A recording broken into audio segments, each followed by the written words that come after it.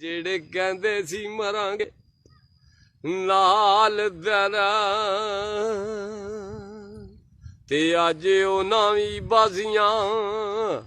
ਹਾਰੀਆਂ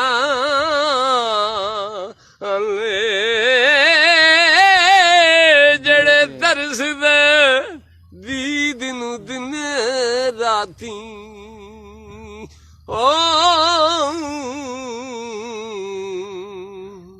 ਤੇ ਅੱਜ ਉਹਨਾਂ ਵੀ ਬਾਰੀਆਂ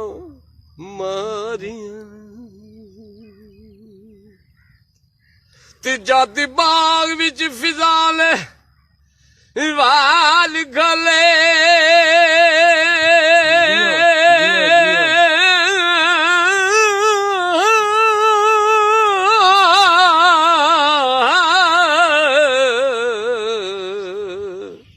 ਤੇ ਪੰਛੀ ਉੱਡ ਗਏ ਮਾਰ ਉਡਾਰੀਆਂ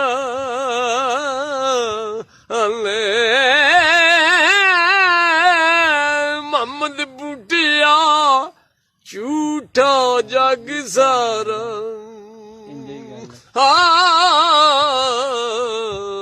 ਅੱਲਾਹ ਨਬੀ ਦੀਆਂ ਸੱਜੀਆਂ ਯਾਰੀਆਂ।